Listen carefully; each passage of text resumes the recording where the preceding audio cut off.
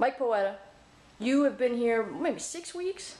Yeah. And you're several weeks into some really hard training. How's that been going so far? It's been a slow process for me. I had hip surgery and hernia surgery about 4 months ago, and I just started getting on the mat 2-3 weeks ago.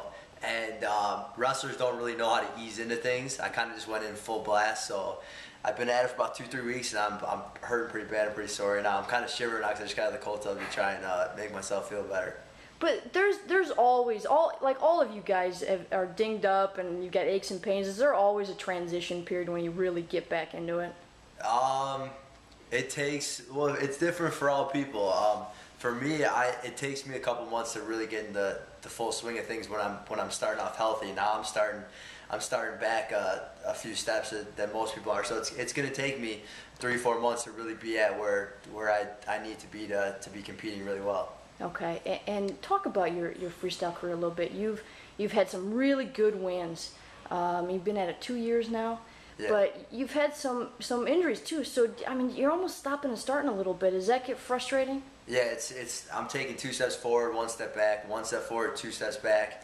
Right away, right when I started, I won the Sunkiss and I made the World Cup team right away, right out of the gate, and I've had a couple setbacks, and it's all injury wise. When I feel good and I feel healthy, I feel like there's no one that can beat me. I've been plagued a little bit by injuries, and my hip's been messed up for a decade now probably. I heard it in high school, and I just let it keep going and going and going, and it was really messed up in there. It was causing a lot of other problems.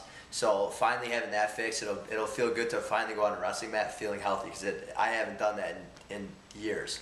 And so you're saying in a couple months you should be top form. That's the plan. I know I'll get there eventually. It's a slow process right now, and the thing is, I'm not as young as I used to be, so it takes me a little more time now to recover than I used to. So like right now my body, I'm healthy, but I'm hurting right now, just soreness wise. So and that's gonna take me a couple months to get used to being in wrestling shape. Cause I did a lot of lifting, a lot of running the past couple months to get into it. But there's nothing that you can't get in the wrestling shape without wrestling. It takes wrestling. That's been it's been a tough little process right now.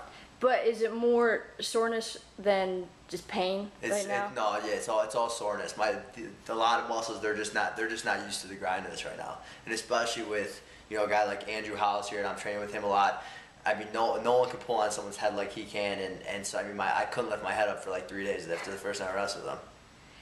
But you've got to be pretty happy with that. Like that's okay, right? The soreness, that's all okay. Oh yeah, no, it's great though. It's it's hard to just come back practice after practice, especially the days when we're having 2 days. Sure. When my body's just not used to it.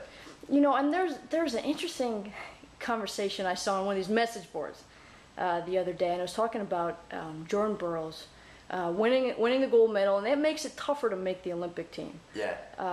So there's this conversation that not that everyone should stop trying, but kind of some insinuation. What's your reaction to that? It's just motivation. Yeah. I watched all the matches at the World Championships. Right after I watched him win on it was Sunday. I mean I was about as motivated as I've ever been. It's just another sign that I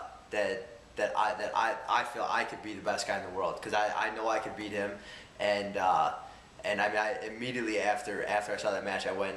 Sunday's our day off, and I went and I got to work on it right after, just because I was as motivated as I've ever been, because I know that I can be the guy. And the thing is, wrestlers have a hard time kind of admitting this, but it's almost like a jealousy thing. I see Burroughs win that, and I'm jealous of him. I want that. And you're training with Hal quite a bit. How are you guys working together so far?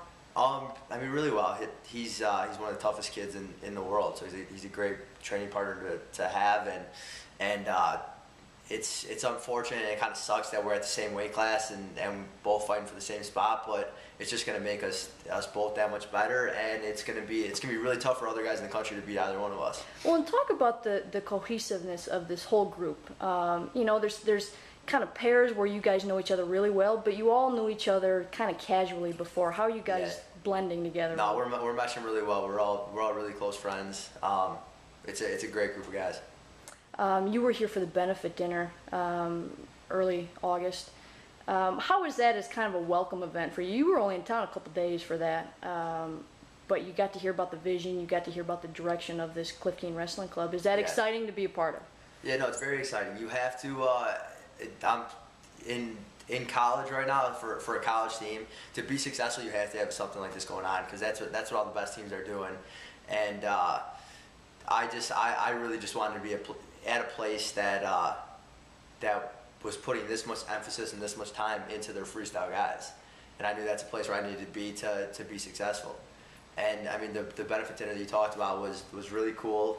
We got to hear Dave Brandon speak, who's the AD here, and that guy was such a phenomenal speaker. You never want to hear him. You don't want him to stop. But yeah, I liked how important he made wrestling at this university seem, and how important his emphasis on the guys training for the Olympic is. And you didn't do a lot of freestyle in college. Yeah. And I know one of our coach's emphasis going forward is to get more guys involved. Do you think, I mean, I don't want to say do you regret not doing it, but do you see where it could have benefited you in college? Oh no, I totally do. When I look back at college, my biggest regret is I always thought I could do everything on my own. I thought that I could just wrestle folks out all summer, do all the workouts on my own. I was training as hard as I possibly could, but it would have been so good for me to, over the summer, to go to the training center for the camps, to wrestle more freestyle over the summer. I figured I could just do it on my own, wrestling folks out, which you really can't. And lastly, last time we talked about this, you were having a hard time finding an adequate restaurant in Ann Arbor to meet your standards. Have you had any more luck with that? No, I found a real solid place. Le Dolce Vita. That's right. It's underneath the Chop House. It's a real fresh place. Well, explain your high standards a little bit. Well, I mean, my dad has owned a butcher shop for about 35 years now, so I've definitely been spoiled in the food department. So it's definitely all my other roommates, they kind of complain at how I kind of bitch and complain about every place we eat and the food and stuff. So to find a place that's adequate, it was tough to do, but I think I found it. And there's rumor that you might help out at the tailgate tomorrow with the grill. Yeah, I will. I do a better job of supplying the food. Okay. So, but I can't man it as well as my father can. So. Okay, he'll be happy to hear that. Yeah. All right, thanks, Mike. All right.